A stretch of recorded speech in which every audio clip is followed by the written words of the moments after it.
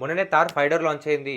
పోయి కొనేద్దామని చెప్పి ఎక్సైట్‌మెంట్‌తో ఉన్నారులే. ఇప్పుడు మాత్రం అస్సలు కొనకు. అంటే మహేంద్ర అనే కాదు, వేరే ఏ బ్రాండ్ అయినా సరే, 2 వీలర్ ఉండొచ్చు, 4 వీలర్ ఉండొచ్చు. కొత్తగా లాంచ్ అయిన వెంటనే అస్సలు కొనకండి. ఎందుకని చెప్పేసి అంటే వెహికల్స్ కంపెనీస్ లాంచ్ చేసిన వెంటనే మార్కెట్‌లోకి రిలీజ్ చేస్తాయి కదా! ఫస్ట్ ఒక స్లాట్ అని చెప్పేసి రిలీజ్ చేస్తారన్నమాట. అంటే ఒక బంచ్ ఆఫ్ వెహికల్స్ అనేది మార్కెట్‌లోకి రిలీజ్ చేస్తారు. అయితే ఫస్ట్ ఎవరైతే కొంటారో వాళ్ళందరికీ ఈ వెహికల్స్ సేల్ అయితున్న టైంలో, అంటే ఈ స్లాట్ అంతా కంప్లీట్ అయ్యే టైంకి వేరే స్లాట్ అనేది రిలీజ్ చేస్తుంటాయి అనమాట. అయితే ఎందుకు కొనొద్దు బ్రో అని చెప్పేసి అంటే బేసిక్‌గా మార్కెట్‌లోకి ఏదైనా కొత్త ప్రోడక్ట్ వచ్చినప్పుడు దాంట్లో డిఫెక్ట్స్ ఎక్కువ ఉండే ఛాన్సెస్ ఉంటాయి అనమాట. ఒక 500 యూనిట్స్ రిలీజ్ చేసిందని చెప్పేసి అనుకుందాం.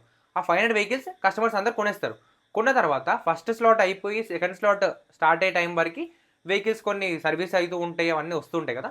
మేజర్‌గా ఈ 500 యూనిట్స్‌లో నుంచి అట్‌లీస్ట్ 200-300 యూనిట్స్‌లో సేమ్ ప్రాబ్లమ్ సంథింగ్ ఏదైనా ఇష్యూ తోటి సేమ్ అన్ని బండ్లు వచ్చినాయని చెప్పేసి అనుకోండి.